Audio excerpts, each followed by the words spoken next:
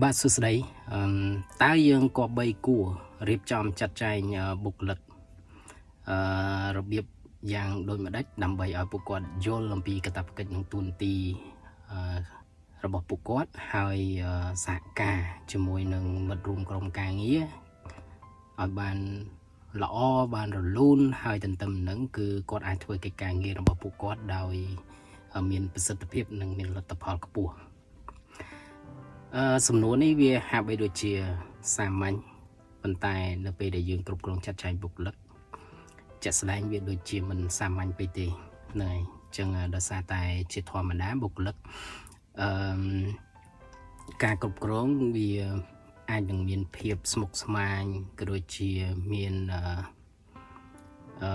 ពិបាកមួយចំនួនហ្នឹងហើយ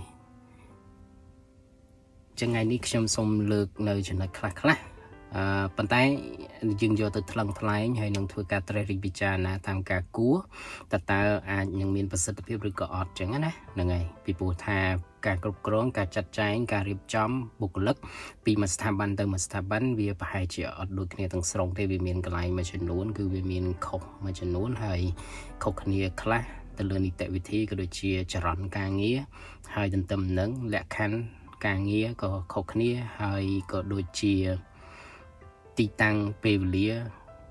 ពេលខ្លះយើងផ្ដល់នៅលក្ខខណ្ឌដូចគ្នាប៉ុន្តែស្ថានភាពបុគ្គលិកគឺអត់ដូចគ្នាអញ្ចឹងមុននឹងយើងយកទៅអនុវត្តមុននឹងយើងយកទៅចាត់ចែងគ្រប់គ្រងសូមធ្វើការត្រិះរិះពិចារណាតាមការគួរអញ្ចឹងណាបាទ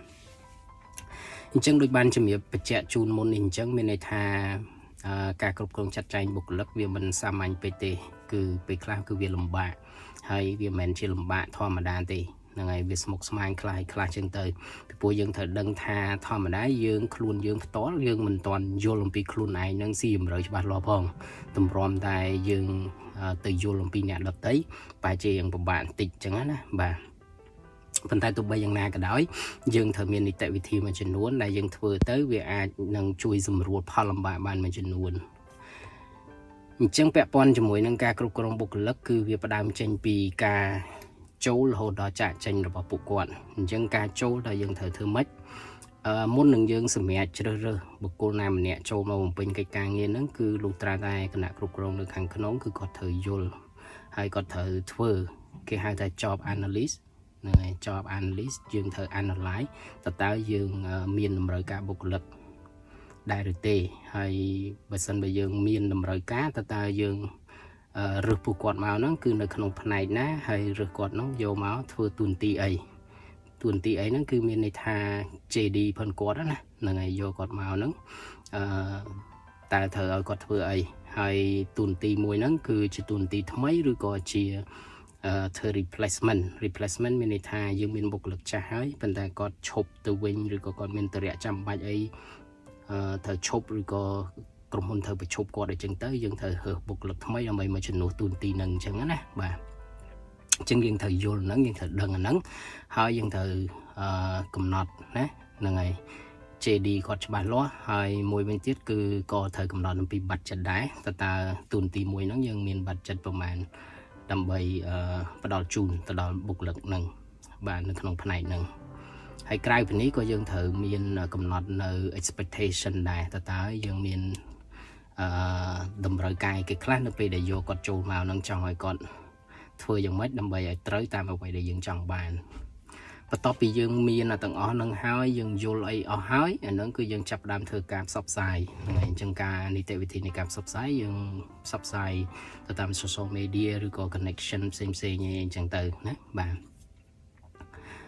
ហើយយើងឈានទៅដល់ការសម្ភាសអញ្ចឹងសម្ភាសយើងដើរទៅតាមនីតិវិធីប៉ុណ្ណឹងទៅពីក្រុមហ៊ុននីមួយគាត់មានចរន្តនៃការសម្ភាសហ្នឹងគឺអាចថាដូចគ្នាស្រដៀងគ្នាឬក៏ខុសគ្នាអញ្ចឹងគឺគាត់អនុវត្តទៅតាមគោលការណ៍របស់ពួកគាត់អញ្ចឹងគាត់សម្ភាសទៅតាមបច្ចេកទេសផងពួកគាត់ធ្វើម៉េចអាចរើសយកអ្នកដែលគាត់មានសមត្ថភាពដើម្បីចូលជាមួយនឹងធីមក្រុមការងារផងគាត់នៅពេលដែលយើងសម្ភាសរើសបានបុគ្គលិកហើយដែលយើងពេញចិត្តហើយជំហានបន្ទាប់គឺយើងត្រូវជជែកចរចាលក្ខខណ្ឌហ្នឹងហើយអញ្ចឹងលក្ខខណ្ឌដែលយើងយកមកជជែកហ្នឹងគឺទី1ទៅលើប្រាក់បៀវត្សទី2ទៅលើអត្ថប្រយោជន៍ក៏ដូចជាលក្ខខណ្ឌការងារមួយចំនួនអ ចឹងនៅពេលដែលជជែកគ្នាត្រូវរើគ្នាហើយយើងកំណត់ថ្ងៃដែលត្រូវចូលចឹងណាហ្នឹងហើយចូលមកបំពេញការងារអញ្ចឹងមុនពេលដែលត្រូវចូលមកបំពេញការងារគឺក្រុមហ៊ុនខ្លះគេមានចេញជា job offer letter មួយជូនទៅដល់បុគ្គលិកហ្នឹងហើយដើម្បីបញ្ជាក់ថាយើងទទួលគាត់ទទួលឯកភាពយកលក្ខខណ្ឌហ្នឹងជៀសវាងឯកភាពអើគ្នាដល់ពេលដល់ថ្ងៃត្រូវចូលបែរជាភាគីណាមួយផ្លាស់ប្ដូរចិត្តគំនិតលែងចូលវិញអីចឹងទៅអញ្ចឹងវាធ្វើឲ្យខាត់ពេលវេលានឹងសងខាងអញ្ចឹងជាទូទៅយើងអាចធ្វើជា job offer letter មួយដើម្បីឯកភាពហើយកំណត់ថ្ងៃចូលបំពេញការងារជាមួយនឹងលក្ខខណ្ឌតិចលក្ខខណ្ឌមួយចំនួននៅក្នុងហ្នឹងដូចជាប្រាក់បៀវត្សដូចអីចឹងណាហ្នឹងហើយឲ្យដឹងឲ្យយល់គ្នាឯកភាពគ្នាហើយនឹងថ្ងៃចូលបំពេញការងារនៅពេលដែលគាត់ចូលមកបំពេញការងារនីតិវិធីដែលយើងត្រូវធ្វើបន្តនោះគឺពាក់ព័ន្ធជាមួយនឹងថ្ងៃទី1ហ្នឹងហើយយើងអាចរៀបចំនៅឯកសារមួយចំនួនដែលយើងមានតម្រូវការឲ្យបុគ្គលិកគាត់បំពេញណាហ្នឹងហើយដូចជា employee information ដូចជា contract ហើយ contract នេះក៏យើងត្រូវតែរៀបរៀងឲ្យសម្រាប់ឲ្យបានច្បាស់ដែរតើយើងនឹងប្រើកិច្ចសន្យាប្រភេទណាជាមួយនឹងពួកគាត់ជា UDC ឬក៏ FDC អញ្ចឹងណាហ្នឹងហើយពីព្រោះកិច្ចសន្យានេះក៏វាសំខាន់ដែរនៅក្នុងការគ្រប់គ្រងចាត់ចែងពួកគាត់ប្រសិនបើយើងប្រើសំបីតែកិច្ចសន្យាការងារយើងអត់ទាន់ច្បាស់ហើយយើងយកទៅប្រើប្រាស់នឹងជាមួយនឹងពួកគាត់ក៏វាជាផលលំបាកមួយហើយការចាត់ចែងហ្នឹងក៏វាអត់ស្រួលហើយវាធ្វើឲ្យមានបញ្ហាណាហ្នឹងហើយអញ្ចឹងយើងត្រូវមានកិច្ចសន្យាមួយដែលសំស្របល្អណាកិច្ចសន្យាវាមានតែពីរប្រភេទហ្នឹងទេណា UDC ឬក៏ FDC ហ្នឹងអញ្ចឹងយើងត្រូវតែសម្រេចថាយើងប្រើមួយណាព្រោះនៅពេលដែលគាត់អនុវត្តការងារខនគាត់ក៏គាត់បន្តឬក៏គាត់នៅហ្នឹងគឺវាស្ដែងចេញពីកិច្ចសន្យាហ្នឹងដែរហើយនៅពេលដែលមានបញ្ហាហ្នឹងក៏យើងត្រូវដោះស្រាយទៅតាមនីតិវិធីនៃកិច្ចសន្យាហ្នឹងដែរ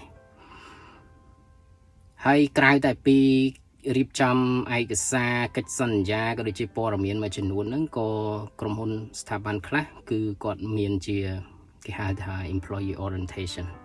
ចឹង employee orientation នេះគឺសំខាន់មែនទែនព្រោះហ្នឹងវាគឺជាចំណុចសំខាន់ពួកមនុស្សម្នាក់ខ្ញុំជឿជាក់ថាបុគ្គលិកថ្មីនៅពេលដែលគាត់ចូលក្នុងស្ថាប័នណាមួយអាចថាគាត់មានសមត្ថភាពហើយ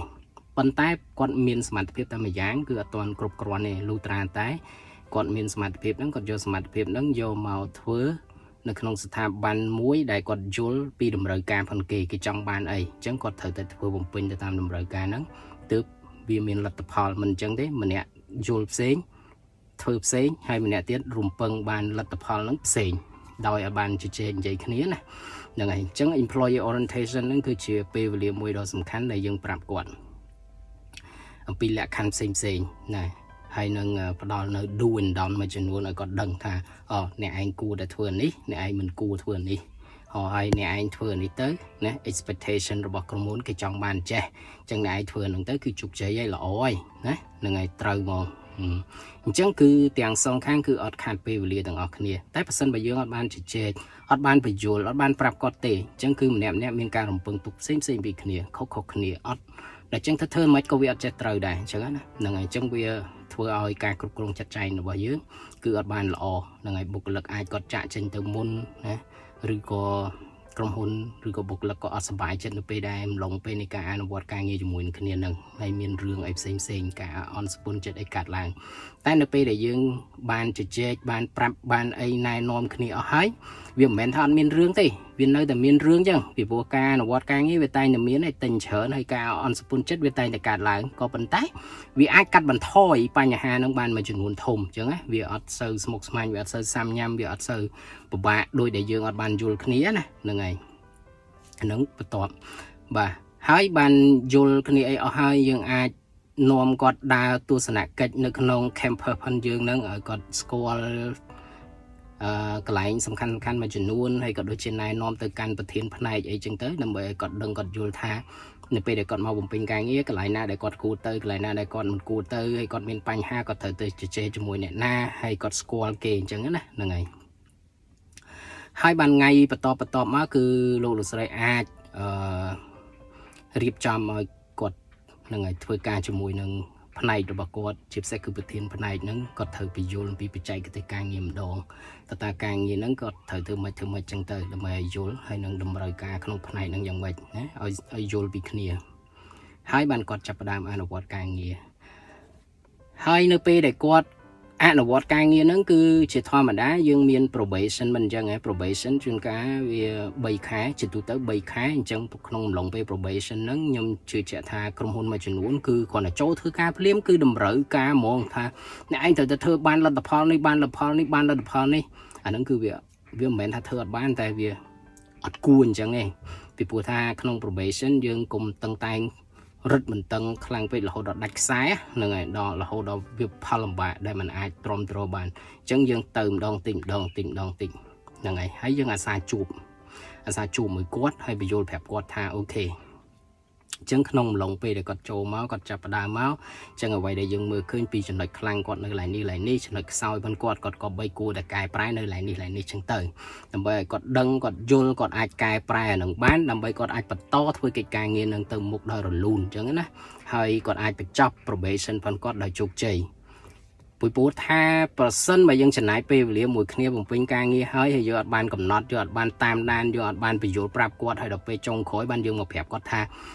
ប៉ុន្តែអត់មានសមត្ថភាពទេប៉ុន្តែអត់ជាប់ probation ទេអញ្ចឹងវាខាតពេលទាំងអស់គ្នាទាំងក្រុមហ៊ុនទាំងគាត់យល់ទេហ្នឹងហើយអញ្ចឹងគឺយើងគួរតែប្រាប់គាត់ along the way ឲ្យគាត់យល់ឲ្យគាត់ដឹងហ្នឹងហើយយើងអាចទៅដល់ហើយចាប់ probation ហើយបានមកប្រាប់ថាអត់ជាប់អត់អីអញ្ចឹងទៅហើយយើងត្រូវទៅរកបុគ្គលិកថ្មីមកជំនួសទៀតអញ្ចឹងជួបគ្នាដើរតាម process ហ្នឹងទៀតអញ្ចឹងសួរថាខាតពេលទេខាតអត់ចំណេញទេវាអត់មានអីចំណេញទេហ្នឹងហើយអញ្ចឹងយើងទៅម្ដងតិចអញ្ចឹងទៅណាបាទហើយនៅពេលដែលបុគ្គលិកគាត់ខ្លាយទៅជាបុគ្គលិកពេញសិទ្ធហើយណាចាប់ផ្ដើមមានផែនការចាប់ផ្ដើមមានការងារឲ្យពួកគាត់អីច្បាស់លាស់អីល្អហើយយើងមានការតាមដានហើយនឹងការជំរុញលើកទឹកចិត្តគឺនៅតែបន្តធ្វើរហូតណាបាទហ្នឹងហើយនេះគឺជាកាតព្វកិច្ចទូនទីរបស់ថ្នាក់ដឹកនាំរបស់ក្រុមហ៊ុននីមួយៗដែលគាត់ត្រូវធ្វើណាហ្នឹងហើយបាទត្រូវធ្វើគឺ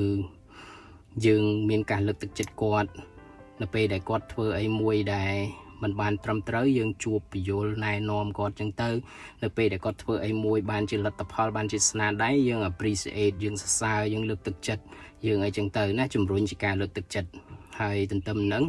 ដើម្បីឲ្យបុគ្គលិកគាត់មានភាពកក់ក្ដៅគាត់នៅធ្វើការជាមួយនឹងយើងបានរយៈពេលយូរអង្វែងហើយគាត់សប្បាយចិត្តនៅក្នុងការបំពេញការងារជាទូទៅឲ្យក្រុមហ៊ុនណាក៏ដូចជាក្រុមហ៊ុនណាដែរគេមានអត្ថប្រយោជន៍មួយចំនួនជូនដល់ពួកគាត់វាអត់អាចពឹងផ្អែកអាស្រ័យទៅលើតែប្រាក់បៀវត្សតែម្យ៉ាងទេហ្នឹងហើយអញ្ចឹងគឺយើងមានអត្ថប្រយោជន៍ផ្សេងអញ្ចឹងទៅហើយអត្ថប្រយោជន៍វាអាស្រ័យទៅតាមស្ថានភាពក៏ដូចជាលក្ខខណ្ឌរបស់ក្រុមហ៊ុននីមួយហ្នឹងហើយមានតិចមានច្រើនទៅតាមនឹងអញ្ចឹងទៅបាទធ្វើម៉េចដើម្បីជំរុញលើកទឹកចិត្តឲ្យបុគ្គលិកគាត់ពេញចិត្តសប្បាយចិត្តនៅក្នុងការអនុវត្តការងារណាបាទជាការលើកទឹកចិត្តដល់ពួកគាត់ហើយក្រៅតែពីអត្ថប្រយោជន៍ទាំងអស់ហ្នឹងយើងមានការបណ្ដុះបណ្ដាលមួយចំនួនហ្នឹងហើយអញ្ចឹងក្រុមហ៊ុនខ្លះគាត់មានលទ្ធភាពអាចនាំបុគ្គលិកគាត់បណ្ដុះបណ្ដាលនៅក្រៅប្រទេសអញ្ចឹងទៅប្រទេសជឿនលឿនអញ្ចឹងទៅក្រុមហ៊ុនខ្លះគាត់បាត់ចិត្តគាត់នៅមានកម្រិតគាត់អាចទៅប្រទេសនៅក្នុងតំបន់អាស៊ីក្បែរនឹងចឹងទៅហើយខ្លះទៀតទៅគាត់បាត់ចិត្តគាត់ស្ដួយស្ដាងមែនទែនគាត់អាចថានៅត្រឹមក្នុងប្រទេសចឹងទៅក្រៅពីស្ថាប័នចឹងតែនៅក្នុងប្រទេសហ្នឹងហើយក្រុមហ៊ុនខ្លះទៀតគាត់ធ្វើនៅខាងក្នុងចឹងទៅគាត់អាចយក management ដែលមានចំណេះជំនាញបទពិសោធន៍ហើយនឹងសមត្ថភាពនឹងយកមកចែករំលែកជូនបុគ្គលិកខាងក្នុងនឹងដើម្បីឲ្យគាត់យល់គាត់ដឹងអីបន្ថែមអញ្ចឹងពាក់ព័ន្ធជាមួយនឹងការដែលយើងផ្ដល់ការបណ្ដុះបណ្ដាលជូនពួកគាត់គឺត្រូវតែមានជាប្រចាំត្រូវតែមានជាហូរហែហើយអាចធ្វើឡើងនៅខាងក្នុងឬក៏នៅខាងក្រៅវាអាស្រ័យទៅតាមលក្ខខណ្ឌរបស់ក្រុមហ៊ុនក៏ដូចជាលទ្ធភាពដែលក្រុមហ៊ុនមានតែត្រូវតែមានអញ្ចឹងណានឹងឲ្យត្រូវតែមានពីព្រោះថាបុគ្គលិកខ្លះក៏គាត់ត្រូវការអភិវឌ្ឍខ្លួនដែរព្រោះនោះវាជាចំណុចមួយសំខាន់បើមកធ្វើការហើយអត់មានការរីកចម្រើនអានឹងមិនរីកចម្រើនទាំងប្រាក់បៀវត្សរីកចម្រើនទាំងទូនទីហើយអត់រីកចម្រើនចំណេះដឹងទៀតអានឹងគឺអត់ល្អទេអញ្ចឹងវាត្រូវតែមានណាបាទហើយអាទាំងអស់ហ្នឹងឯងគឺជាភាពកក់ក្ដៅដែលគាត់ចង់បានហើយគាត់គួរតែទទួលបានណាបាទហើយក្រៅពីនេះគឺបរិយាកាសការងារយើងបង្កើតបរិយាកាសការងារមួយ ដែលវាល្អធ្វើឲ្យបុគ្គលិកគាត់សប្បាយចិត្តហើយការសហការគ្នារវាងពីផ្នែកមួយទៅផ្នែកមួយណាហ្នឹងហើយគឺកុំឲ្យមានការប្រកាន់បកពួកនិយមកុំឲ្យមានការរើសអើងកុំឲ្យមានការប្រកាន់ចឹងគឺមានបញ្ហាអីគឺដាក់លើតុជជែកគ្នាចឹងទៅហើយរួមគ្នាដោះស្រាយណាធ្វើការជាក្រុមអញ្ចឹងបង្កើតបរិយាកាសមួយដែលល្អសំប្រកបហើយគាត់ស្រឡាញ់គ្នាដោយបងប្អូនហើយទីស្ថាប័នហ្នឹងដូចជាផ្ទះរបស់ពួកគាត់ចឹងគឺគាត់សប្បាយចិត្តគាត់ពេញចិត្តមកធ្វើការកុំឲ្យមានអារម្មណ៍ថាគេយប់ឡើងព្រលឹមឡើងភ្ញាក់មកទៅធ្វើការទៀតជួបមុខជាមួយនេះទៀតអើយមេស្ដីឲ្យទៀតអូយចេះទៀត stress អត់ចង់មកហ្នឹងហើយអញ្ចឹងធ្វើម៉េចបង្កើតបរិយាកាសមួយដែលល្អចេះគ្រប់ស្រឡាញ់ជួយយកអាសាគ្នាទៅវិញទៅមកអញ្ចឹងណាហ្នឹងហើយអញ្ចឹងទាំងអស់ហ្នឹងហើយគឺជាអ្វីដែលយើងគប្បីគួរធ្វើហើយគប្បីគួរផ្ដល់ជូនទៅដល់បុគ្គលិកដើម្បីឲ្យគាត់មានអារម្មណ៍កក់ក្ដៅមានអារម្មណ៍សប្បាយចិត្តមានអារម្មណ៍ពេញចិត្តនៅក្នុងការបំពេញការងារហើយអាហ្នឹងហើយគេហៅថាភាពកក់ក្ដៅនៅក្នុងការបំពេញការងារហើយការរៀបចំហ្នឹងហើយជឿថាពួកគាត់មិនសប្បាយទាំងអស់គ្នាឯងក៏ប៉ុន្តែទីគឺជាអ្វីដែលយើងអាចធ្វើបានហើយយើងមានផ្លូវមួយកំណត់ណាតែថាត្រូវចិត្តរបស់បុគ្គលគ្រប់រូបវាមិនត្រូវទេព្រោះមនុស្សត្រូវការតម្រូវការផ្សេងៗពីគ្នានឹងឯការចង់បានផនពួកគាត់ផ្សេងៗពីគ្នាទោះបីយើងព្យាយាមធ្វើល្អអស្ចារ្យហើយប្រាក់ខែច្រើន